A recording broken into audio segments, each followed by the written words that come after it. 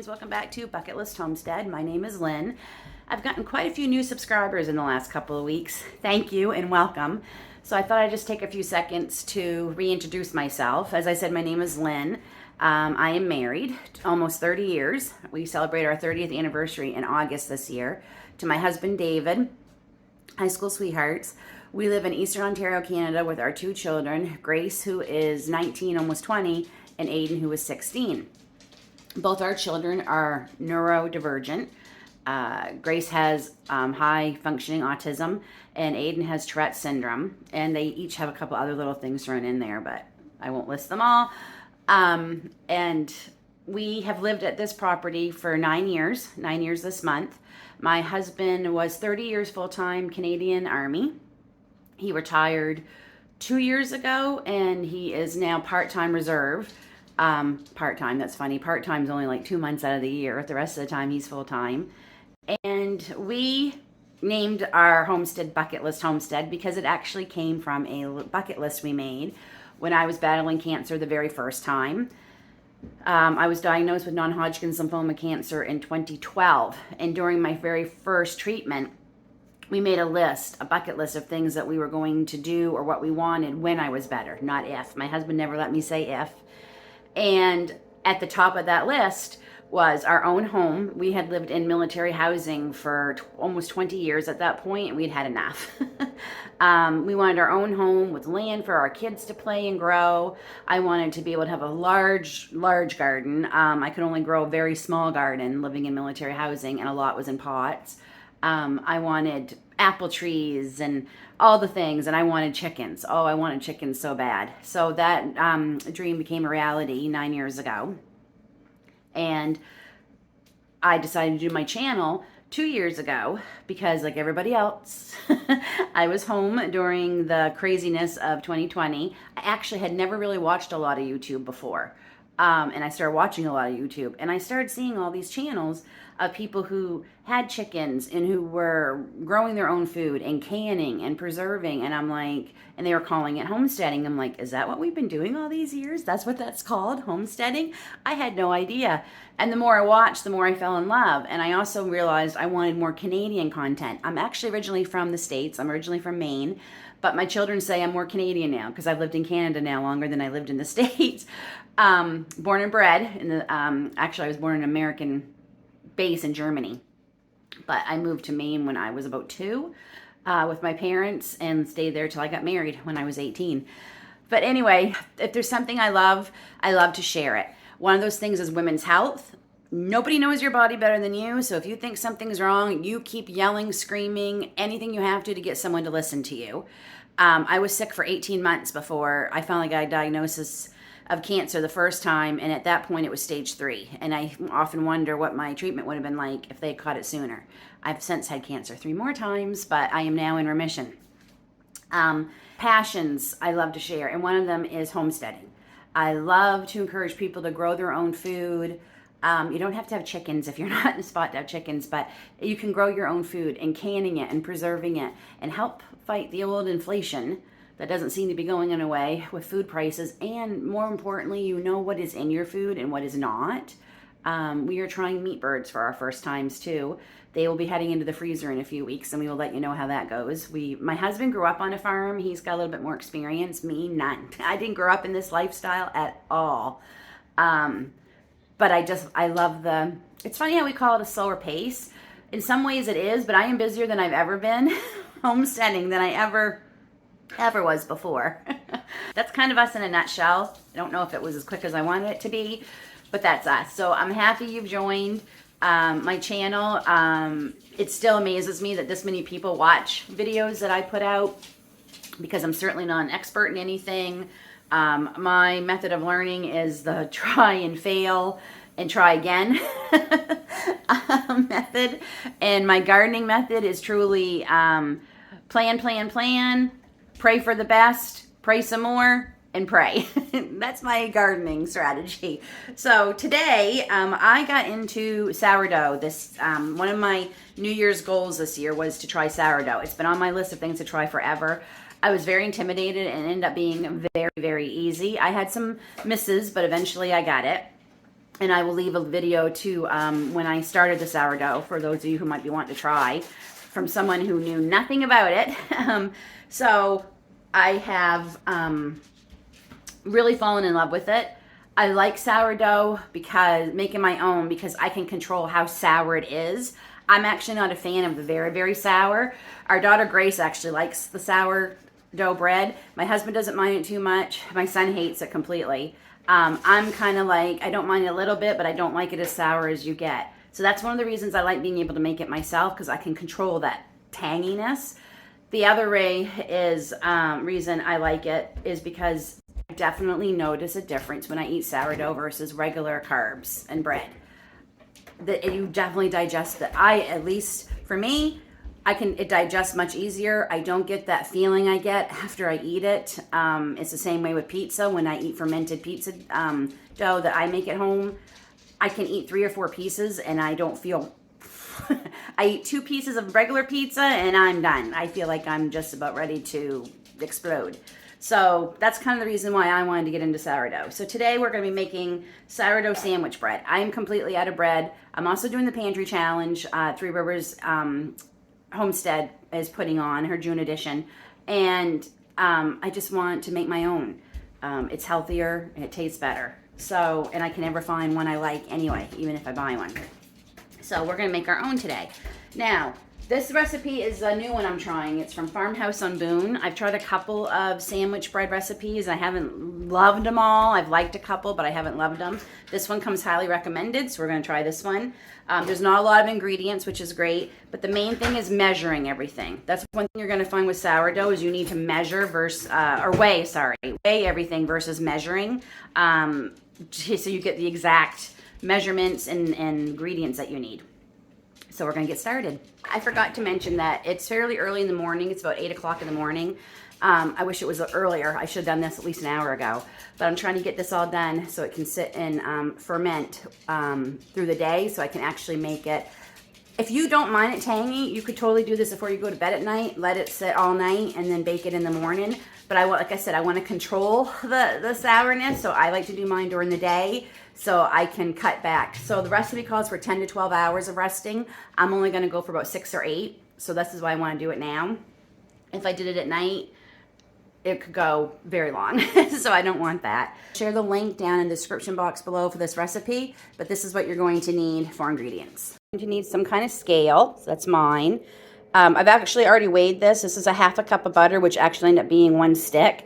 And I've cut, and it's softened, and I've just cut it up into smaller cubes to make mixing it easier. You're obviously going to need a bubbly, active sourdough starter, which mine is.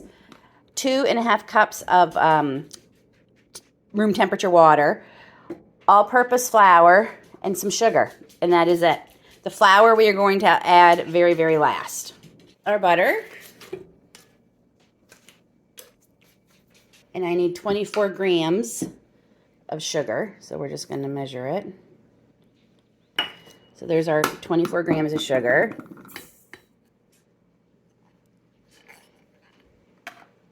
I need 1 tablespoon of salt, or 17 grams, so we're going to weigh that too. 17 grams into the bowl.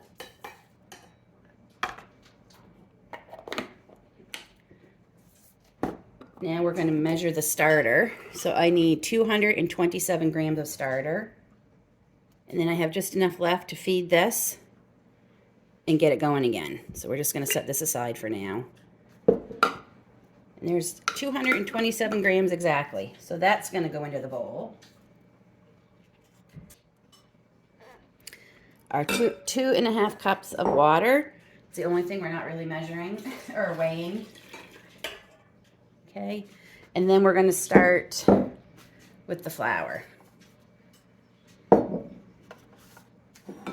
Now this we need 1,120 grams. Trying to get to 500 so I know where I left off, because I'm going to dump this in the bowl.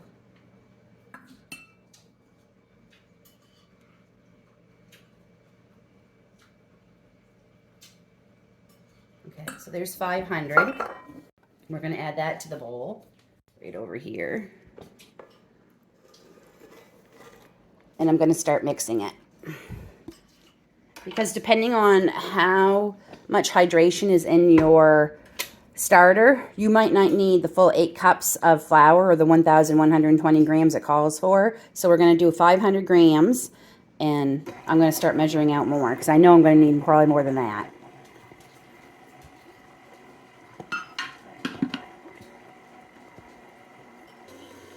This is another 500, so now we're going to be at 1,000.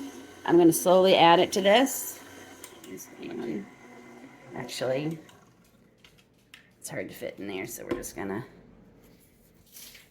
So now we've got 1,000 grams, and we'll see if we need the other 120. 1,000 grams looks like it was perfect for me. I'll know a little bit more, but now we're just gonna let this go, and you're gonna need this for 10 minutes. Okay, so it's been 10 minutes, and as you can see, the bowl is like almost clean, like all the dough is pulled away. I also changed my hook to the, oops, hold on, can't even see it, to the beater, this attachment, the paddle, that's where I'm looking for, because it, as you can see, it started going up into my mixer, so this is perfect. I can tell just by the feel. And I also meant to mention, this makes 2 loaves.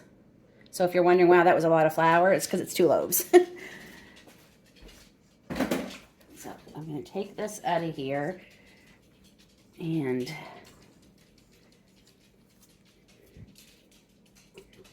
so the dough should be stretchy, which it is. And I'm going to put it in this big bowl here. And I did put just the smallest amount of oil and wiped out most of it and just left a little film. So we're just going to put this. So I'm going to cover this, put it in my oven with my light on because it's nice and warm in there, because my house is still pretty cool even though it's going to be warm today. Our house takes a while to warm up, which is a good thing in the summer.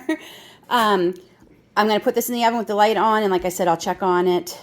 The recipe says 10 to 12 hours. I'm going to check, which would be 6:30 tonight. I'm going to check around 2, 3 o'clock. Well, it is now almost 4 o'clock. It didn't rise as much as I wanted. I just think my house is too cold. I even put it outside for a bit because it's a lot warmer.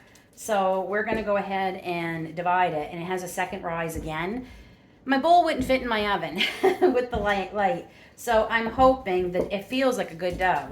I'm hoping I can put it, because I can put them, I have 2 greased, maybe I should let you know, 2 greased loaf pans. Those I can fit in the oven with the light on. So we're going to try that, and we're going to let them rise. We're going to go for 2 hours and see how big they get. So I've decided, so I get 2 equal loaves, I'm going to weigh this. So it's 1865. Quick, Aiden, what's half of 1865? I don't know. 932.5. So let's see where we are. That's way too much.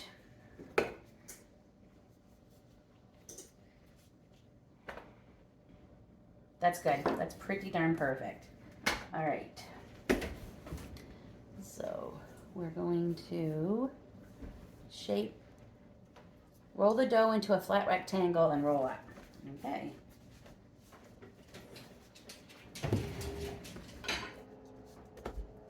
I'm wondering what happened to that hedgehog I saw. Or a porcupine. It was a porcupine. Yeah, he saw a porcupine, not a hedgehog. Hedgehogs are like the small They're ones, small, right? yeah. Okay, so we're gonna roll this up. Tuck the end in. We're gonna put it in the pan. Oh, that fit that pan perfectly.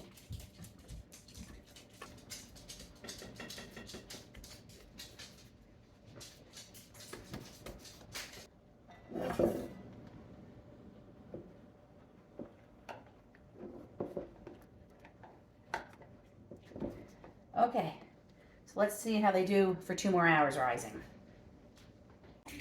So it's been about 3 hours. They definitely doubled. So in the oven with the light on was perfect. Sorry, the dogs were really excited. We were out. We just got back. yeah, so 375 for 45 minutes, and I won't finish this video till tomorrow, so you can see me taste it and see, hopefully it tastes good. See you tomorrow. So the bread came out last night. I wrapped it up in clean towels, and that just helps keep your crust softer. And we are going to cut this one, and I'm going to leave this one whole and freeze it. So let's see how this one tastes.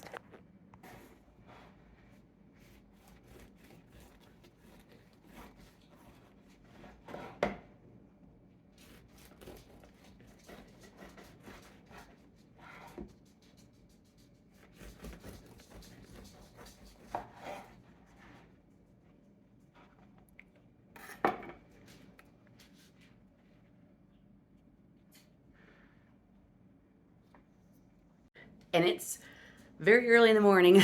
I just got up, so you're gonna get a little bit of a sleepy face, but we're gonna try this.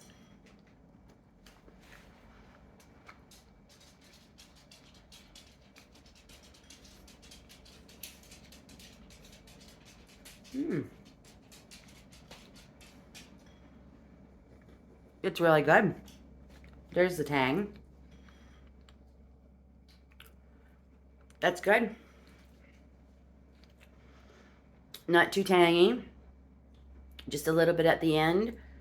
It's moist, and it's not, I mean, I find sourdough dense anyway, but it's not that bad, so it smells amazing. So I'm gonna have those 2 pieces I cut for toast for breakfast. So there we go. Farmhouse on Boone sourdough sandwich bread. I think I will make it again.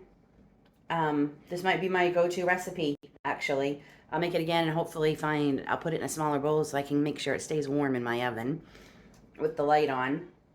But actually pretty good, considering it fermented a little bit longer than I was wanting it to, because I was waiting for it to rise, but it's not bad. I like that. So that's a keeper. Folks, if you like this video, please give me a thumbs up. And if you haven't already subscribed, please hit that subscribe button. And don't forget to hit the bell to let you know when new videos of mine come out. Till then, take care, God bless, and we'll see you all soon.